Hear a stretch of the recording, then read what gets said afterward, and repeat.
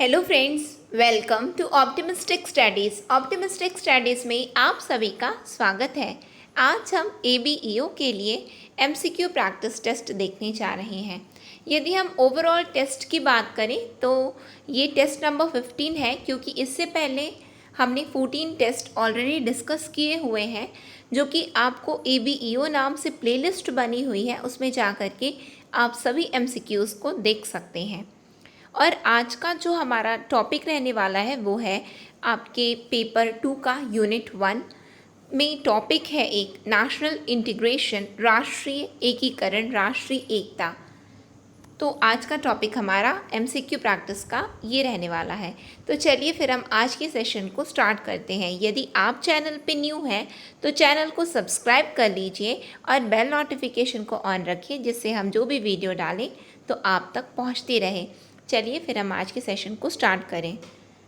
हमारा first question है, राष्ट्रीय एकता में राष्ट्र शब्द से हमारा क्या तात्पर्य है?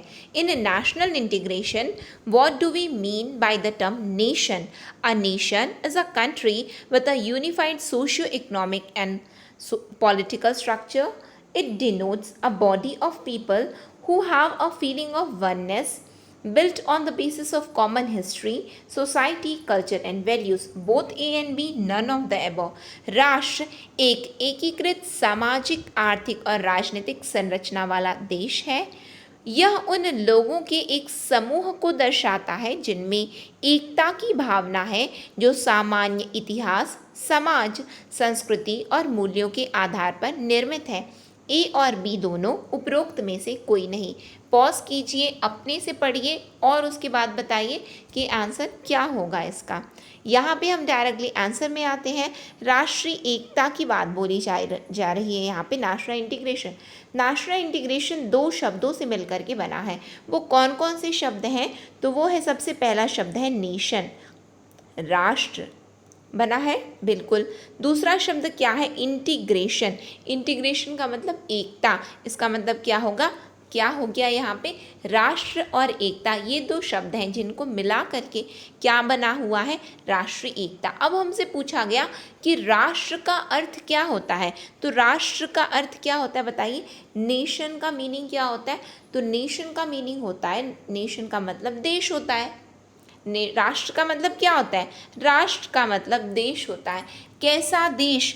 तो एकीकृत सामाजिक, आर्थिक और राजनीतिक संरचना वाला देश। एक जैसा, यहाँ पे क्या? Unified socio economic and political structure. तो ऐसा एक देश हो गया। अब दूसरी बात आती है, कौन सी बात आती है? It denotes a body of people. यह लोगों के एक समूह को दर्शाता है। कैसे समूह को दर्शाता है? जिनमें एकता की भावना होती है। कौन सी भावना होती है? एकता की भावना होती है, जो कि किस तरीके से आती है? जैसे कि सामान्य इतिहास। भारत का सामान्य इतिहास है क्या? हाँ, बिल्कुल है। फिर उसके बाद समाज, भारतीय समाज के लोग, ठीक है। संस्कृति, हमारी भारतीय संस्कृति, हमारे भारत के मूल्य। तो क्या ये हमें राष्ट्र की परिभाषा बता रहे हैं क्या? बिल्कुल बता रहे हैं। इसका मतलब यहाँ पे ए भी सही है और बी भी सही है। इट मीन्स करेक्ट आंसर क्या है हमारा? सी है। अब बात आती है, इसमें राष्ट्र तो हमने समझ लिया, अब एकता क्या होती? इंटीग्रेशन क्या होता है? इंटीग्रेशन का मतलब होता है, ये जो राष्ट्र है उसमें जो ये भावना है, क्या, कैसी भावना, किस आधार पे बनी? एक इतिहास, समाज, संस्कृति, मूल्यों के आधार पर जिस तरीके की जो भावना सभी के हृदयों में जो आती है, वो वही क्या बताती है? एकता। तो जो एकता की भावना है उसको यदि हम मिला देंगे तो उसको क्या बोलोगे आप? राष्ट्रीय एकता। वो किसके लिए एकता? तो राष्ट्र के लिए एकता, इसलिए उसे क्या बोला गया? National integration. ठीक है, आई होप आपने भी यही आंसर बताया होगा। नेक्स्ट क्वेश्चन में हम आ जाते हैं। नेक्स्ट क्या है हमारा क्वेश्चन? निम्नलिखित में से कौन सी भावना राष्ट्रीय एकता की भावना है? Which of the following feeling is among the feeling of national integration? A feeling of dualness, a feeling of solidarity, a feeling of patriotism, a feeling of brotherhood, I feeling and not we feeling. द्वैत की भावना, एकजुटता की भावना, देशभक्ति की भावना, भाईचारे की भावना, मैं की भावना, ना कि हम की भावना। ऑप्शंस देख लीजिए क्या है। चूज द करेक्ट ऑप्शन, सही विकल्प चुने। 1 4 5 3 4 5 2 3 4 1 2 3। पॉज कर लीजिए, पहले क्वेश्चन को पढ़िए, फिर उसके बाद में ऑप्शन में जाइए। क्या है, हमसे क्या पूछा जा रहा है कि कौन सी भावना राष्ट्रीय एकता की भावना। अभी जस्ट मैंने आपको क्या बताया कि जो राष्ट्र के लिए आपके हृदयों में जो भावना जगेगी उसे ही हम क्या बोलेंगे, राष्ट्रीय एकता की भावना। इसका मतलब कि ये पूरा का पूरा ये क्या है, भावना ही है। अब वो आपसे पूछा जा रहा है ये कौन सी भावना है जो कि राष्ट्रीय एकता को परिभाषित कर दे। आइए देखते हैं, समझते हैं। A feeling of dualness, a feeling of dualness, द्वैत की भावना। फिर क्या दिया हुआ है, अ फीलिंग ऑफ सॉलिडारिटी, एकजुटता की भावना। क्या हमें एकजुटता है क्या जब राष्ट्रीय एकता की बात बोली जा रही। इसका मतलब एकता मतलब ऐसा लग रहा है कि कुछ सामान यानी कि पास में आने वाली बात है, तो बिल्कुल सॉलिडारिटी तो है, एकजुटता तो है। क्या देशभक्ति की भावना राष्ट्रीय एकता को परिभाषित करता है क्या। हाँ बिल्कुल करता है, देशभक्ति की भावना, पेट्रोइटिज्म, फीलिंग ऑफ पेट्रोइटिज्म। क्या भाईचारे की भावना, a feeling of brotherhood, a feeling of fraternity, क्या ये राष्ट्रीय एकता की भावना को परिभाषित किया क्या। हाँ बिल्कुल किया। इसका मतलब ये हुआ कि यहाँ पे 2 3 4 तो हमने बता लिया कि हाँ बिल्कुल होगा। अब बात आती है फर्स्ट और 5 की, ठीक है। ऑप्शन देखते हैं हम, उसको नहीं पढ़ा है। अब हमने केवल अपने एग्जाम में आपको सॉल्व कैसे करना है उसको हम देखते हैं। आंसर तो हमें पता ही चल जाएगा, वो बड़ी बात नहीं है। बड़ी बात होती क्या है कि जब हम एग्जामिनेशन हॉल में बैठे तो हमारा थॉट प्रोसेस वहाँ पे क्या डेवलप होता है, हम वहाँ पे किस तरीके से क्वेश्चन, हम पढ़ा हुआ किस तरीके से रेप्लिकेट कर पाते हैं वहाँ पे, वो मैटर करता है। बात आती है अपने ऑप्शंस में आ जाइए। ऑप्शन में आपके दिया क्या दिया हुआ है, आपके ऑप्शन में दिया हुआ है कि ये जो 5th पॉइंट है, मैं की भावना ना कि हम की भावना।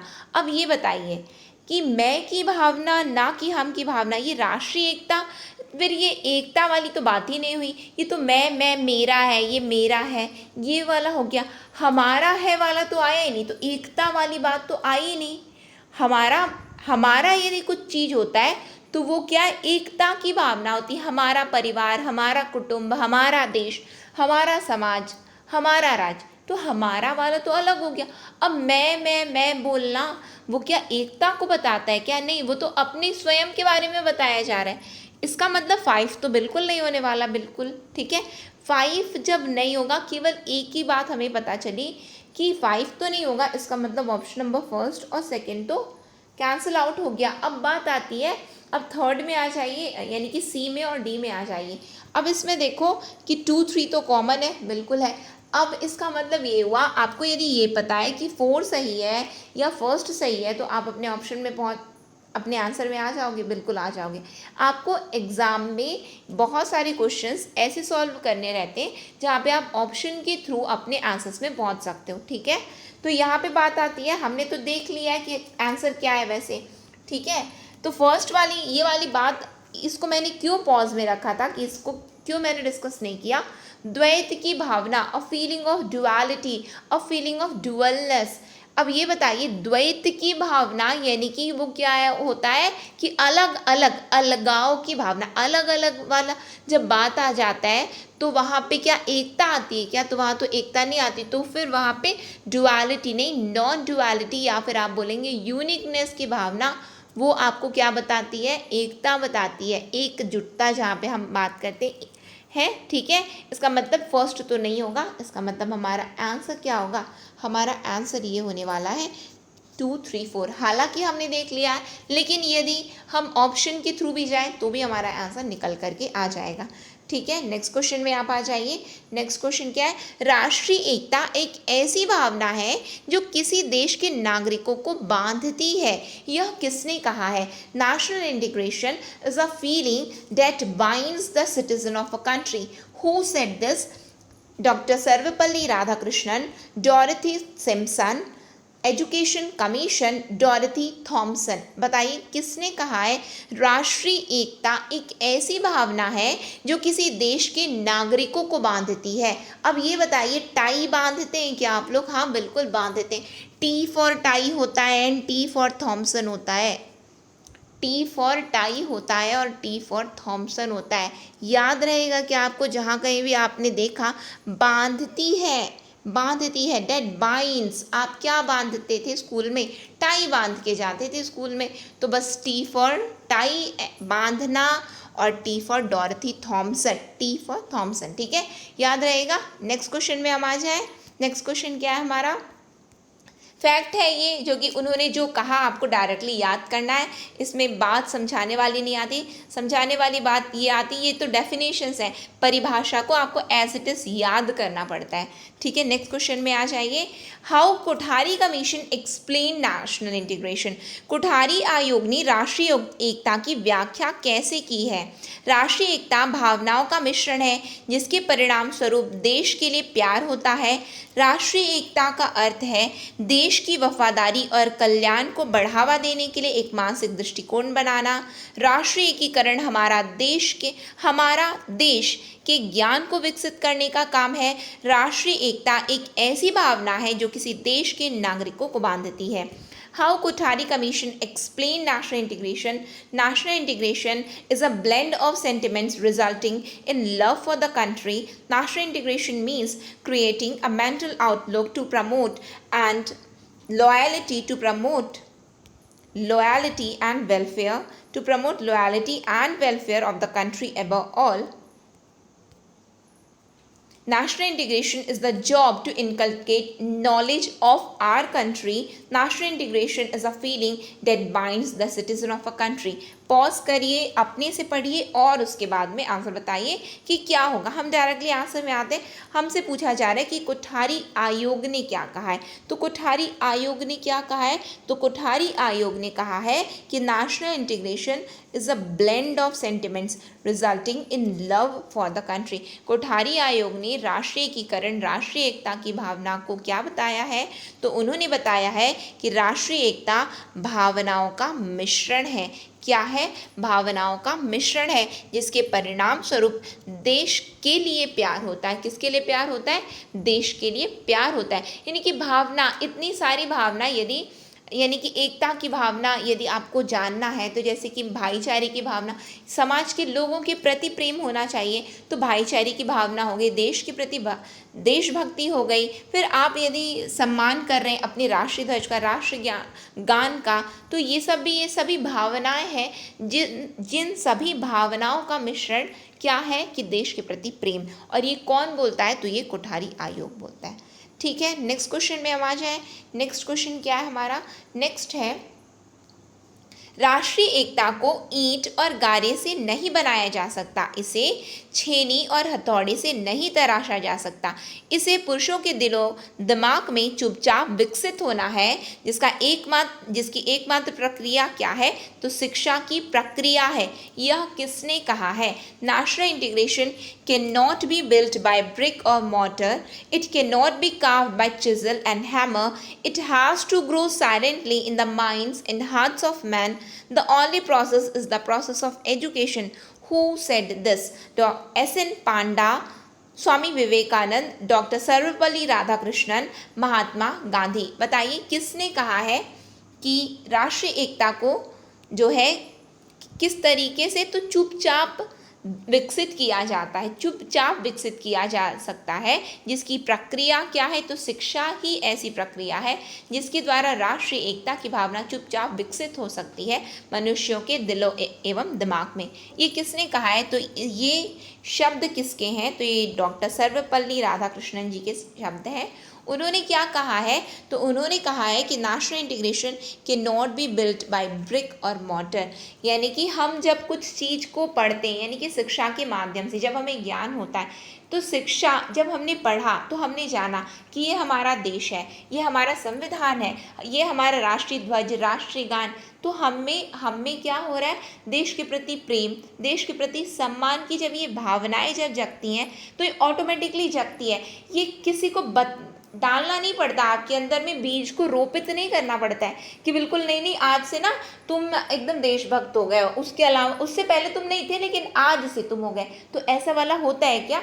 ऐसा वाला तो बात नहीं होता है। तो फिर कैसी वाली बात होती है? ऐसी वाली बात होती है कि अपने आप चुपचाप मनुष्यों के हृदयों में, दिल एवं दिमाग में ये राष्ट्रीय एकता की भावना, देश के प्रति प्रेम जग जाता है। किस माध्यम से जगता है? तो शिक्षा के माध्यम से जगता है। ऐसा कौन बोला है? तो डॉक्टर सर्वपल्ली राधाकृष्णन जी ने यह कहा है। याद रहेगा आप लोगों को। नेक्स्ट क्वेश्चन में हम आ जाए। नेक्स्ट क्वेश्चन क्या है हमारा? नेक्स्ट क्वेश्चन है राष्ट्रीय एकता की चुनौतियाँ क्या हैं? What are the challenges of national integration? Cultural differences, linguism, regionalism, religious differences, casteism, social distinction, economic disparities. राष्ट्रीय एकता की चुनौतियाँ क्या हैं? सांस्कृतिक अंतर, भाषावाद, क्षेत्रवाद, धार्मिक मतभेद, जातिवाद, सामाजिक भेद, आर्थिक विषमताएं।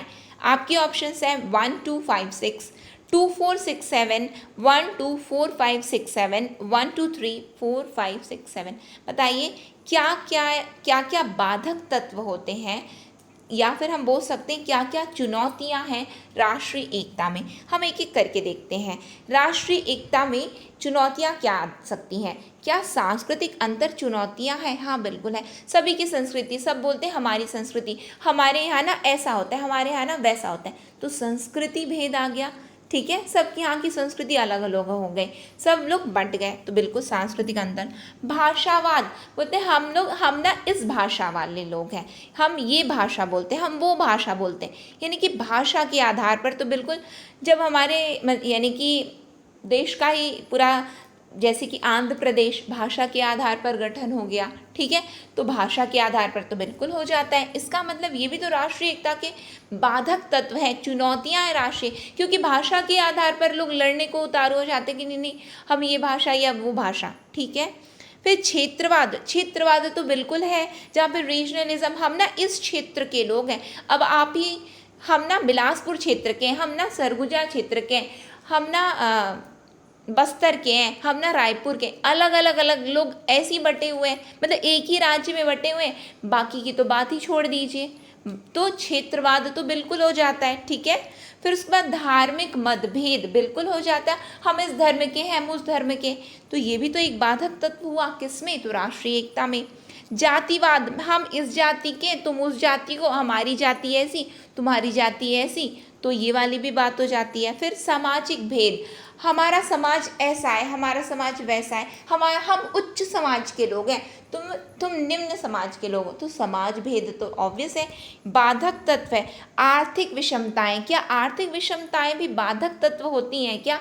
तो बिल्कुल आर्थिक विषमताएं भी बाधक तत्व होती हैं। इकोनॉमिक डिस्पैरिटीज, जहाँ पे लोग अपने स्टेटस को देखते हैं और जो लोअर स्टेटस के पीपल होते हैं उसको ध्यान नहीं देते, तो वहाँ पे भी तो अंतर आ जाता है, बिल्कुल आ जाता है। हम ना the so called higher society और हायर स्टेटस, हायर इकोनॉमिक यानी कि इकोनॉमिक स्टेटस के लोग हैं, तो वो वाली भी बात हो गई। तो इसका मतलब आर्थिक विषमताएं भी होती हैं, इकोनॉमिक डिस्पैरिटीज भी होती हैं। इसका मतलब ये सभी चुनौतियां हैं, बाधक तत्व हैं, किसमें? तो राष्ट्रीय एकता के, ठीक है। ये सभी जो फैक्टर्स हैं जो कि किसके लिए बाधक बन जाते हैं? तो राष्ट्रीय एकता में। इसका मतलब ऑप्शन नंबर डी हमारा करेक्ट आंसर है। आई होप आपने भी यही लगाया होगा अपना आंसर, ठीक है। नेक्स्ट क्वेश्चन आइए। राष्ट्रीय एकता के मूल्यों को विकसित करने में शिक्षा की भूमिका के संबंध में किसने कहा है?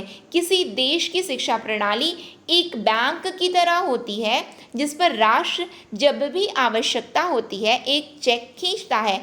डॉक्टर एस राधाकृष्णन जी ने कहा, वी राम मूर्ति ने कहा, शिक्षा आयोग ने कहा, भावनात्मक एकीकरण समिति ने कहा। With respect to the role of education in developing national integration values, who said the educational system of a country is like a bank on which the nation draws a check whenever it requires? Dr.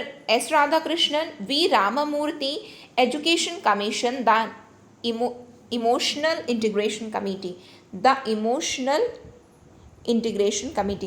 किसने कहा है कि, पहली बात तो question को समझिए कि शिक्षा के महत्व को, राष्ट्रीय एकता के मूल्यों के विकास में शिक्षा की महत्ता है, पहली बात तो ये है।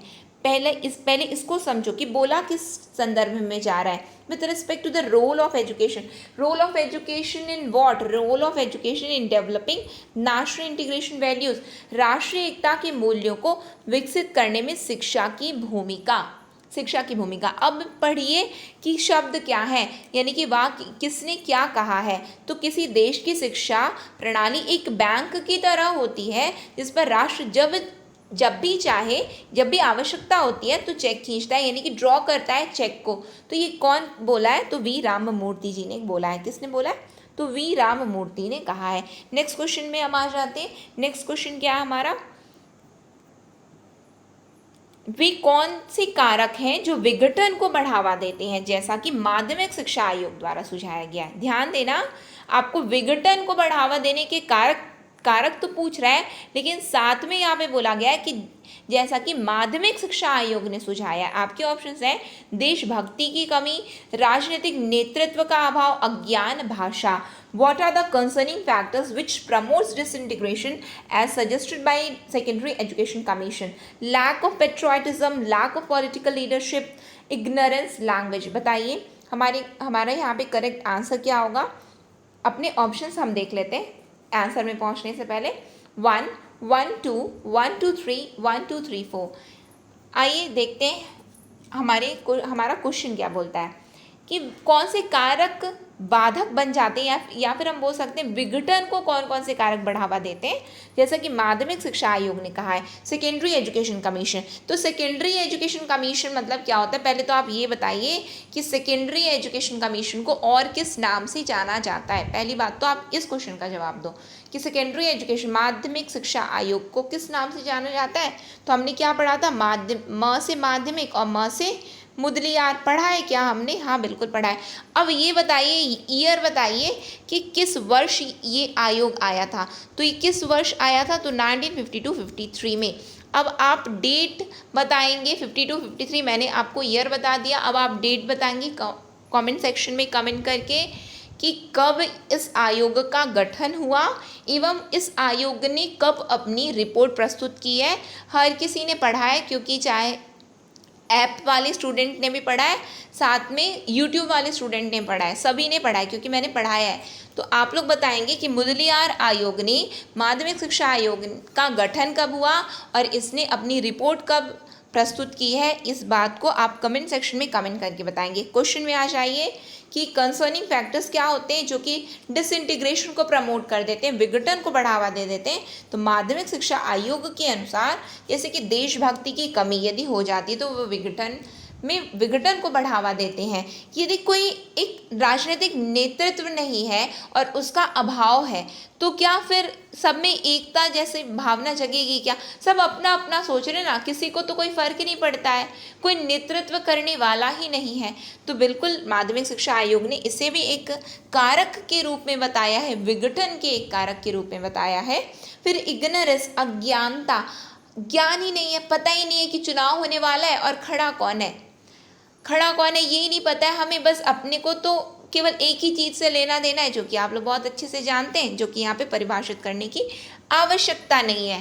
ठीक है, तो एक ही चीज़ से लेना देना है, तो बाकी फर्क ही नहीं पड़ता ना किसका क्या एजेंडा है, कौन क्या हमारे लिए क्या करने वाला है। तो ये अज्ञानता भी एक विघटन के रूप में, कारक के रूप में सामने आती है। फिर लैंग्वेज की बात यदि होती है तो लैंग्वेज जैसे कि हमने देख लिया कि भाषा के आधार पर तो बिल्कुल विभाजन ही हो जाते हैं। तो विभाजन की यदि हम बात करें तो ये भी तो विघटनकारी ये कारक बन जाते हैं। तो इसका मतलब ये चार के चारों ही सही हैं। इसका मतलब करेक्ट आंसर क्या होगा? 1, 2, 3, 4। क्या हो जाएगा? 1, 2, 3, 4। नेक्स्ट क्वेश्चन में हम आ जाते हैं। नेक्स्ट क्वेश्चन क्या है हमारा? भावनात्मक एकता समिति 1961 किसके नेतृत्व में गठित की गई?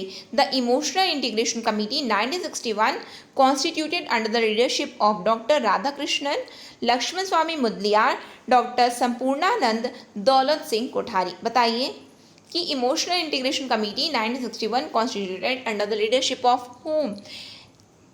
इमोशनल इंटीग्रेशन कमिटी 1961 भावनात्मक एकता समिति 1961 किसके नेतृत्व में गठित की गई? तो डॉक्टर सर्वपल्ली राधाकृष्णन जी की अध्यक्षता में किस आयोग का गठन किया गया, पहले तो ये बता दीजिए। तो डॉक्टर सर्वपल्ली राधाकृष्णन जी की अध्यक्षता में राधाकृष्णन आयोग का गठन हुआ, जिसे हम और किस नाम से जानते हैं? तो राधाकृष्णन आयोग को हम यूनिवर्सिटी एजुकेशन कमीशन, विश्वविद्यालय शिक्षा आयोग के नाम से जानते हैं, यूनिवर्सिटी एजुकेशन कमीशन, जो कि अस्तित्व में कब आया? तो 1948-49 में आया, जो कि भारत की स्वतंत्रता के बाद शिक्षा के लिए एक पहला आयोग था ये, जो कि किसकी अध्यक्षता में था? तो डॉक्टर सर्वपल्ली राधाकृष्णन जी की अध्यक्षता में इसका गठन किया गया था। दूसरी बात, जो फिर उसके बाद कोई आयोग अस्तित्व में आया, तो कौन सा आयोग आया? लक्ष्मण स्वामी मुदलियार जी की अध्यक्षता में मुदलियार आयोग, जिसे हम माध्यमिक शिक्षा आयोग के नाम से भी जानते हैं, सेकेंडरी एजुकेशन कमीशन आया, जो कि 1952-53 में आया, बिल्कुल आया। अब बात आती है कि अब ये बताइए, कोठारी आयोग, जिसे हम शिक्षा आयोग के नाम से जानते हैं या फिर राष्ट्रीय शिक्षा आयोग के नाम से जानते हैं, वो कब आया? ईयर बताइए। और अध्यक्षता कौन कर रहा था? तो बिल्कुल लिखा है यहाँ पे, दौलत सिंह कोठारी, DS कोठारी। ईयर कब है? कोठारी आयोग अस्तित्व में कब आया? तो कोठारी आयोग अस्तित्व में आया है 64-66 में। इसका मतलब 3 ऑप्शंस तो ऑलरेडी एलिमिनेट हो गए। इसका मतलब हमें तो सोचना ही नहीं पड़ा कि डॉक्टर संपूर्णानंद जी थे कि नहीं थे, ऑटोमेटिकली आंसर में आ गए हम। क्यों? क्योंकि हमने एलिमिनेशन के थ्रू एलिमिनेट कर दिया कि ये सब तो नहीं होगा। इसका मतलब आंसर आपका क्या होने वाला है? आपका आंसर है डॉक्टर संपूर्णानंद, ठीक है, जो कि भावनात्मक एकता समिति, जो कि 1961 में गठित की गई थी, उसके ये क्या थे? तो उसका नेतृत्व कर रहे थे। याद रहेगा आप लोगों को, इस तरीके से आप अपने एग्जाम में भी सॉल्व करेंगे। इट डजेंट मैटर, एक बात याद रखना, आप लोग बिल्कुल ये नहीं सोचोगे मुझसे तो आता ही नहीं है, मुझसे आता ही, सॉल्व तो करने की कोशिश करो। एक बार यदि बन गया तो अच्छी बात है, नहीं बना तो भी कोई बात नहीं। एटलीस्ट हमने कोशिश तो की है कि हम सॉल्व करने की, लेकिन फील ये बिल्कुल नहीं करोगे कि मुझसे तो आता ही नहीं और मुझसे होगा ही नहीं। आपको क्या बनना है? आपको ABO बनना है। तो सोचना क्या है? केवल ABO के लिए पॉजिटिव थिंकिंग रखनी है, बिल्कुल नेगेटिविटी को तो अपने पास में बिल्कुल एकदम उसको दूर भगा देना है, नेगेटिविटी को, ठीक है। नेक्स्ट क्वेश्चन में हम आ जाते हैं। नेक्स्ट क्वेश्चन क्या है हमारा? निम्नलिखित में से कौन सा राष्ट्रीय एकता के संबंध में शिक्षा आयोग 1964-66 का सुझाव नहीं है? शिक्षा आयोग मतलब किसकी बात हो रही है बताइए? शिक्षा आयोग मतलब कोठारी आयोग की बात हो रही है, ठीक है। तो which of the following is not the suggestion of education commission 1964-66 with respect to national integration? Common school system, 3 language formula, community development programme, regional language as the medium of instruction, आम school प्रणाली, 3 भाषा सूत्र, सामुदायिक विकास कार्यक्रम, शिक्षा के माध्यम के रूप में क्षेत्रीय भाषा। बताइए कौन सा सुझाव नहीं है कोठारी आयोग का? तो इसमें हम देख रहे हैं, हमने पढ़ा है, क्या पढ़ा है हमने? बिल्कुल कोठारी आयोग ने क्या क्या सुझाव दिए हमने पढ़ा है क्या? बिल्कुल पढ़ा है। क्या उन्होंने त्रिभाषा सूत्र कहा है क्या? बिल्कुल 3 लैंग्वेज फॉर्मूला तो उन्होंने कहा है। क्या उन्होंने रीजनल लैंग्वेज की कहीं बात की थी क्या? हाँ बिल्कुल कही थी उन्होंने, तो क्षेत्रीय भाषा की बात की थी जहाँ पे शिक्षा के माध्यम में क्षेत्रीय भाषा का भी प्रयोग होना चाहिए। क्या उन्होंने कॉमन स्कूल सिस्टम की बात की थी क्या? हाँ बिल्कुल कही थी, और कहा था कि पूरे देश में एक ही सिस्टम होना चाहिए। क्योंकि कोठारी आयोग तो ऐसा आयोग है जिसने राष्ट्रीय एकता की भावना को प्रोत्साहित करने की बात कही है, नेशनल इंटीग्रेशन, नेशनल रिकंस्ट्रक्शन, ये सब बात कही है। तो क्या उन्होंने कॉमन स्कूल प्रणाली बोला है क्या? हाँ बिल्कुल बोला है। इसका मतलब तो ऑलरेडी आप तो आंसर में पहुंच गए कि नहीं? आप तो जानते भी नहीं थे कि कम्युनिटी डेवलपमेंट प्रोग्राम उन्होंने कहा कि नहीं कहा। आप तो ये जानते हो कि उन्होंने क्या कहा। आपने पढ़ा है कि नहीं? मैंने आपको पढ़ाया है कोठारी आयोग ने क्या क्या रिकमेंडेशंस दी थी, पढ़ा है ना? आप सभी ने पढ़ा है, ठीक है। तो इसका मतलब ये हुआ कि हम तो अपने आंसर में आ गए। किस में आ गए? कि सामुदायिक विकास कार्यक्रम इन्होंने नहीं कहा है। तो फिर किसने कहा बताइए? तो इससे पहले कौन सा क्वेश्चन आप देखे थे? डॉक्टर संपूर्णानंद जी की, ठीक है। तो बस तो इमोशनल इंटीग्रेशन कमेटी, भावनात्मक एकता समिति ने क्या कहा है? तो सामुदायिक विकास कार्यक्रम की बात कही है, ठीक है। नेक्स्ट क्वेश्चन में आते हैं हम। भावनात्मक एकीकरण समिति 1961 द्वारा भावनात्मक एकीकरण को बढ़ावा देने के लिए क्या सुझाव दिए गए हैं? What are the suggestions given by the emotional the Emotional Integration Committee in 1961 for promoting emotional integration. Are you getting my point? Emotional integration, भावनात्मक एकीकरण की बात पूछी जा रही है। पाठ्य पुस्तकें, स्कूली बच्चों के लिए वर्दी, राष्ट्रगान गाना, राष्ट्रीय ध्वज के प्रति श्रद्धा, पाठ्य सहगामी गतिविधियाँ, text books, uniform for school children, singing of national anthem, reverence for the national flag, co-curricular activities. बताइए क्या कहा है? Promoting emotional integration. अभी हम ऐसा करते हैं, अभी तो बिल्कुल हमें पता ही नहीं है कि इन्होंने क्या कहा है और क्या नहीं कहा है। हम अपनी ट्रिक से, जैसा कि हमेशा मेरी कोशिश ये रहती कि हम कितना ईजी से ईजी वे में चीज़ों को समझ सकें। देखते हैं, समझने की कोशिश करते हैं, शायद हम अपने आंसर में आ जाए। ऑप्शंस भी पहले देख लीजिए, आपके ऑप्शंस क्या, सही विकल्प आपको चुनना है। क्या है ऑप्शंस? 1 2 1 2 3 1 2 3 4 1 2 3 4 5, ठीक है। बट हम पहले क्वेश्चंस में आते हैं कि क्या है, क्या हम पहुंच सकते हैं क्या अपने आंसर में। तो भावनात्मक एकीकरण समिति ने क्या कहा, बिल्कुल हमें पता ही नहीं, लेकिन यहाँ पे पूछा क्या जा रहा है कि भावनात्मक एकीकरण की बात बोली गई, बिल्कुल बोली गई। अब भावनात्मक एकीकरण को हम थोड़ा समझने की कोशिश करते हैं। अब ये बताइए, आपने कुछ बुक पढ़ा, ठीक है, आप अपने फ्रेंड को बोल रहे हो, फ्रेंड को मतलब कॉलेज फ्रेंड को बोल रहे हो, ठीक है, स्कूल फ्रेंड को नहीं बोल रहे हो, कॉलेज फ्रेंड को बोल रहे हो, या फिर आप अभी यानी कि स्कूल के बाद में जिस किसी से भी आपने मित्रता कर ली, आप उनसे बात कर रहे हो। अब आप बात कर रहे हो तो अब बोले कि मेरी बुक में ना ये दिया था, क्योंकि मैं ना छत्तीसगढ़ बोर्ड से पढ़ा हूँ। आपका फ्रेंड बोला हाँ मैं भी तो छत्तीसगढ़ बोर्ड से पढ़ा हूँ, मेरी बुक में भी वही था। अपन ने तो सेम ही बुक पढ़ा है, हमने तो सेम ही बुक पढ़ा है, बिल्कुल टेक्स्ट बुक आ गया, बिल्कुल आपके मन में भावना जग गई, इसने भी यही पढ़ा है, मैंने भी यही पढ़ा है, ठीक है, मुझे भी ये समझ में नहीं आता था, इसको भी समझ में नहीं आता, या फिर इसको समझ में आया, कोई बात नहीं, मुझे तो आया ही नहीं समझ में, बिल्कुल, यानी कि पढ़े तो एक ही बुक तो पढ़ लिए, बिल्कुल पढ़ लिए। अब बातें हो रही है ना, फ्रेंड्स के बीच में बातें हो रही हैं। फिर उसके बाद मेरे स्कूल में ना ये कलर का कपड़ा लगता था, यानी कि मेरा यूनिफॉर्म कलर ना ये था। उस सामने वाला व्यक्ति बता रहा है हाँ मेरे स्कूल में ना ये वाला लगता था। भावनात्मक एकीकरण जग गया, अच्छा इसके स्कूल में ये वाला लगता था, मेरे स्कूल में तो ये वाला लगता था।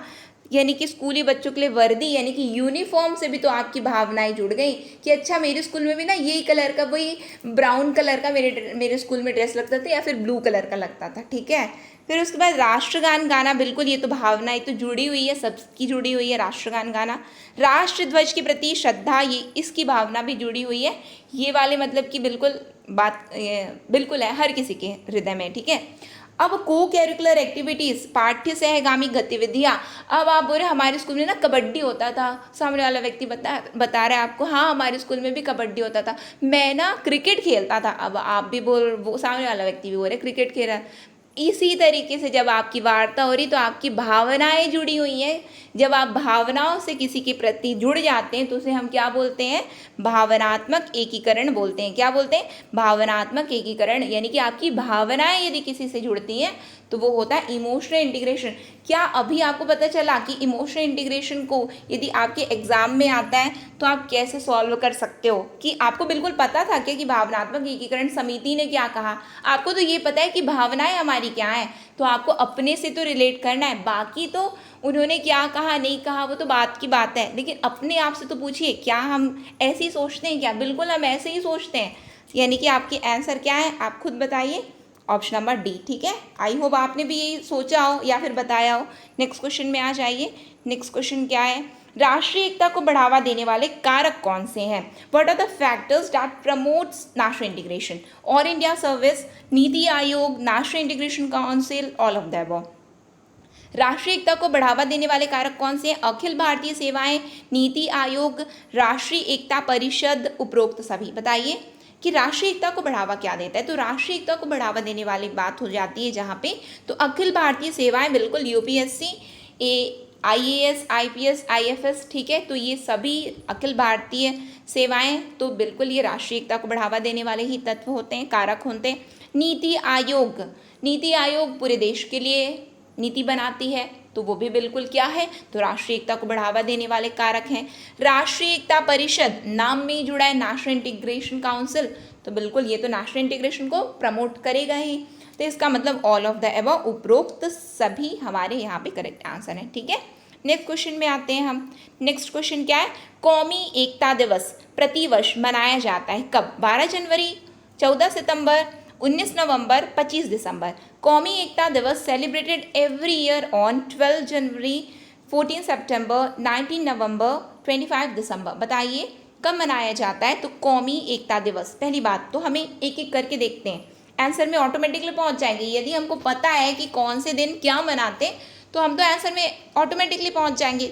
12 जनवरी को क्या मनाते हैं बताइए। यहाँ पे आपका करंट भी प्रिपेयर हो रहा है ना, जो आपका करंट अफेयर है, क्योंकि क्वेश्चन इस तरीके से बिल्कुल पूछे जाते हैं।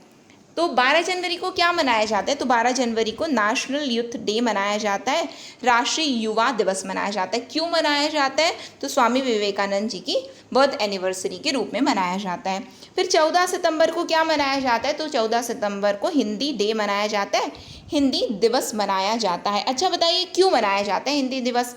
हिंदी दिवस इसलिए मनाया जाता है क्योंकि 1949 में इसी दिन 14 सितंबर 1949 को कॉन्स्टिट्यूएंट असेंबली ने देवनागरी को क्या किया था? अपनी official Hindi written Devanagari script, Hindi written in Devanagari script, ठीक है, हिंदी जो देवनागरी लिपि में लिखी जाती है उसे ऑफिशियल लैंग्वेज के रूप में अडॉप्ट किया गया था, इसीलिए 14 सितंबर को हिंदी दिवस के रूप में मनाया जाता है। ठीक है, संविधान सभा ने क्या किया था? तो देवनागरी, हिंदी जो देवनागरी लिपि में लिखी जाती है उसे जो है ऑफिशियल लैंग्वेज के रूप में अडॉप्ट किया गया। फिर उसके बाद 19 नवंबर, तो 19 नवंबर के दिन ही कौमी एकता दिवस मनाया जाता है।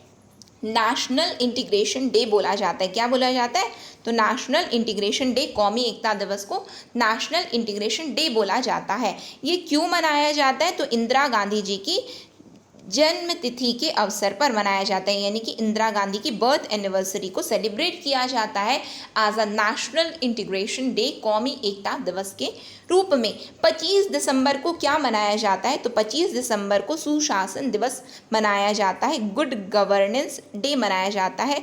किसकी जयंती होती है या फिर बर्थ एनिवर्सरी किसकी है? तो बर्थ एनिवर्सरी है, तो बताइए किसकी है? तो अटल बिहारी वाजपेयी जी की जन्म तिथि के अवसर पर सुशासन दिवस, गुड गवर्नेंस डे सेलिब्रेट किया जाता है। तो यहाँ पे हम अपने आंसर में भी पहुँच गए, साथ में ऑप्शंस को भी हमने देख लिया। ठीक है, नेक्स्ट क्वेश्चन में हम आ जाते हैं। नेक्स्ट क्वेश्चन क्या हमारा? राष्ट्रीय एकता परिषद का गठन कब किया गया था? When was the national integration council constituted? 1947, 50, 62, 61। बताइए राष्ट्रीय एकता परिषद का गठन कब किया गया था? अभी हमने देखा ना कि राष्ट्रीय एकता परिषद किसको प्रमोट करता है? तो नेशनल इंटीग्रेशन को प्रमोट करने का एक फैक्टर है। क्या है ये? राष्ट्रीय एकता को बढ़ावा देने वाला एक कारक है। तो इसका गठन कब किया गया? पहली बात तो ये है। तो इसका गठन किया गया था 1961 को। कब किया गया था? 1961 को इसका गठन किया गया था। इसके बारे में थोड़ी जानकारी हम देख लेते हैं कि national integration council is a group of senior politicians and public figures in India that looks for ways to address the problems of communalism, casteism, regionalism. Council members include cabinet ministers, entrepreneurs, celebrities, media heads, chief ministers and opposition leader. राष्ट्रीय एकता परिषद भारत के वरिष्ठ राजनेताओं और सार्वजनिक हस्तियों का एक समूह है जो सांप्रदायिकता, जातिवाद और क्षेत्रवाद, क्या क्या साथ में बोलिए, सांप्रदायिकता, जातिवाद और क्षेत्रवाद की समस्याओं को दूर करने के तरीकों की तलाश करता है। ठीक, फिर परिषद के सदस्य कौन कौन हैं? तो जैसे कि कैबिनेट मंत्री, उद्यमी, में मशहूर हस्तियां, मीडिया प्रमुख, मुख्यमंत्री और विपक्षी नेता इसमें शामिल होते हैं। ठीक है, नेक्स्ट क्वेश्चन में आ जाइए। राष्ट्रीय एकता परिषद की पहली बैठक कब आयोजित की गई थी? When was the first meeting of the National Integration Council? गठन कब हुआ? 1961। बैठक पूछ रहा है आपसे 1957 में,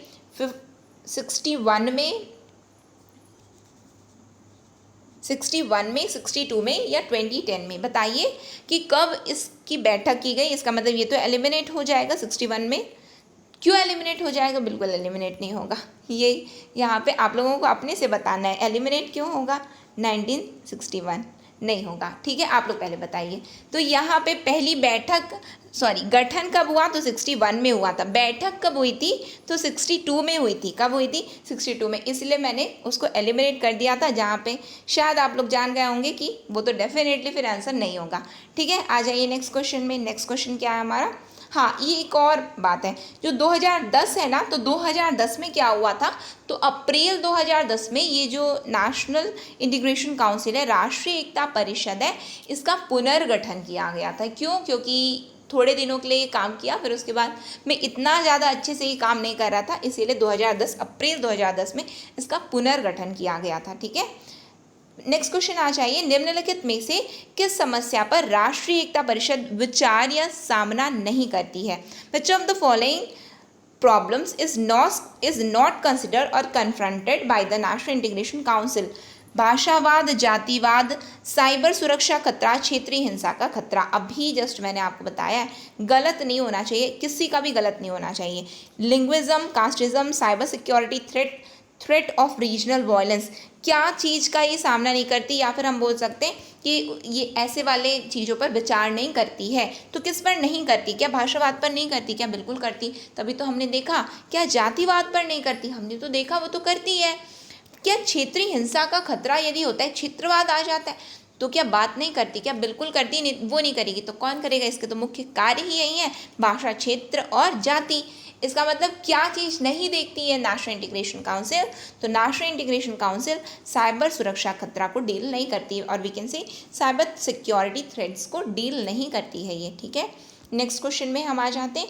नेक्स्ट क्वेश्चन क्या है? 2010 में राष्ट्रीय एकता परिषद की स्थायी समिति के अध्यक्ष के रूप में किसे नियुक्त किया गया था? Who was appointed as the chairman of standing committee of the national integration council in 2010? Manmohan Singh, Sonia Gandhi, Rajnath Singh, P Chidambaram. बताइए, पूछा जा रहा है कि standing committee of the national integration council, एक राष्ट्रीय एकता परिषद की स्थायी समिति के अध्यक्ष किसे नियुक्त किया गया था 2010 में? जैसा कि मैंने बताया, पुनर्गठन हुआ था अप्रैल 2010 में। अध्यक्षता कौन कर रहा था? किसकी? तो स्थायी समिति की, जो राष्ट्रीय एकता परिषद की जो स्थायी समिति थी, उसकी अध्यक्षता कर रहे थे पी चिदम्बरम। ठीक है, फिर उसके बाद यदि हम राष्ट्रीय एकता परिषद की बात करें कि अप्रैल 2010 में गठन हुआ इसका, तो इसकी अध्यक्षता कौन कर रहा था? स्थायी समिति की अध्यक्षता कौन किया? तो पी चिदम्बरम। लेकिन राष्ट्रीय एकता परिषद की अध्यक्षता कौन कर रहा था? तो राष्ट्रीय एकता परिषद की अध्यक्षता कर रहे थे मनमोहन सिंह, प्राइम मिनिस्टर। ठीक है, नेक्स्ट क्वेश्चन में आ जाइए। नेक्स्ट है हमारा, जो कि लास्ट क्वेश्चन है हमारा, the latest meeting of NIC was held on? National integration council की नवीनतम बैठक आयोजित की गई 13 अक्टूबर 2008 को, 10 सितंबर 2011 को, 23 सितंबर 2013 को, 31 अक्टूबर 2018 को। बताइए कब की गई है नवीनतम बैठक आयोजित? कब? लेटेस्ट मीटिंग, हाल ही में यदि कोई मीटिंग हुई हो तो कब की गई? तो हाल ही में यदि कोई मीटिंग की गई हो तो आप बताइए कि क्या है हमारा करेक्ट आंसर? तो 23 सितंबर 2013 को। क्या? 23 सितंबर 2013 को।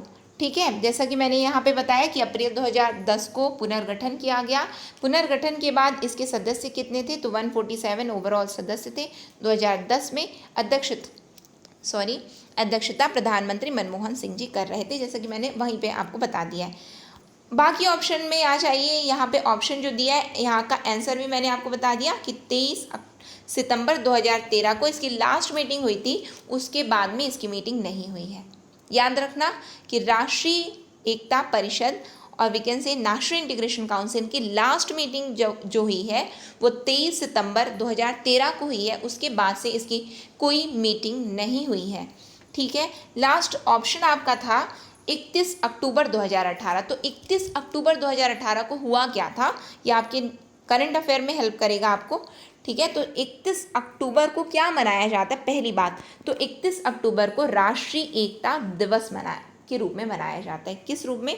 तो नेशनल यूनिटी डे के रूप में मनाया जाता है। कब स्टार्ट किया गया? तो 2014 से स्टार्ट हुआ है। 2014 से स्टार्ट हुआ है, यानी कि जो प्रेजेंट की गवर्नमेंट है उनके द्वारा ये स्टार्ट किया गया है। 2031 अक्टूबर को किस रूप में मनाया जाता है? तो बर्थ एनिवर्सरी, भारत के लौह पुरुष सरदार वल्लभ भाई पटेल जी की बर्थ एनिवर्सरी, आयरन मैन की बर्थ एनिवर्सरी के रूप में मनाया जाता है, जिसे और क्या बोला गया था उन्हें, तो उन्हें यूनिफायर ऑफ इंडिया भी बोला जाता है, भारत के एकीकरण कर्ता भी बोला जाता है। ठीक, बिल्कुल आप लोग हिस्ट्री में पढ़े होंगे ये सब चीज़ें। ठीक है, फिर 2018 में क्या हुआ, तो 2018 में स्टैच्यू ऑफ यूनिटी को इनॉग्रेट किया गया। कहाँ, तो केवड़िया गुजरात में, जो कि सरदार सरोवर डैम के पास में है। ठीक है, इसका स्टैच्यू ऑफ यूनिटी का अनावरण कब हुआ है, तो 31 अक्टूबर 2018 को गुजरात के केवड़िया में हुआ है, जो कि वर्ल्ड की टॉलेस्ट स्टैच्यू है। ठीक है, तो ये कुछ इन्फॉर्मेशन थी किससे रिलेटेड, 31 अक्टूबर से रिलेटेड, क्योंकि इस डे को राष्ट्रीय एकता दिवस, नेशनल यूनिटी डे के रूप में मनाया जाता है, जो कि आपको किस में हेल्प करेगा, डेफिनेटली इसमें भी आ सकता है या फिर करंट अफेयर में भी आपको ये हेल्प कर सकता है। तो ये सेशन को हम यहीं पे वाइंड अप करते हैं। ये सेशन आपको कैसा लगा और आपके कितने मार्क्स आ रहे हैं, आपको पूरे सभी क्वेश्चंस बने हैं या नहीं बने हैं, तो जितने भी मार्क्स आपके आ रहे हों तो बिल्कुल कमेंट सेक्शन में कमेंट करके आप बताइए। उससे बाकी लोगों को भी मोटिवेशन होगा कि हमसे भी बनना चाहिए, या फिर कोई सीखेंगे सभी लोग। ठीक है, जैसा कि मैंने आपको बताया राष्ट्रीय एकता पढ़ रहे हैं तो मैं की भावना नहीं होनी चाहिए, तो कौन सी भावना होनी चाहिए, हम की भावना होनी चाहिए, यानी कि मैं अकेले नहीं पढ़ रहा हूँ या पढ़ रही हूँ, तो फिर क्या करना है, तो फिर शेयर करना है, हम साथ में पढ़ रहे हैं, हम साथ में पढ़ रहे हैं, हमें एबीओ का एग्ज़ाम देना है। यहाँ पे मैं की भावना नहीं आनी चाहिए कि मैं बस दे दूँ, मैं बस पढ़ लूँ, मैं अपना कंपटीशन क्यों बढ़ा दूँ। तो क्या भावना होनी चाहिए, हम साथ में पढ़ेंगे और एक साथ में पढ़ाई करेंगे, साथ में एबीओ भी साथ में ही बनेंगे। ठीक है, तो क्या करना है, ज़्यादा से ज़्यादा वीडियो को शेयर करना है, और यदि आपने चैनल को सब्सक्राइब नहीं किया है तो चैनल को भी सब्सक्राइब कर लीजिए और बेल नोटिफिकेशन को ऑन रखिए, जिससे हम जो भी वीडियो डालें तो आप तक पहुंचती रहे। और सेशन यदि अच्छा लगा हो तो ज़रूर लाइक कीजिएगा। नेक्स्ट सेशन में हम बहुत जल्द मिलेंगे। नेक्स्ट सेशन तक के लिए optimistic learning. Thank you for the session.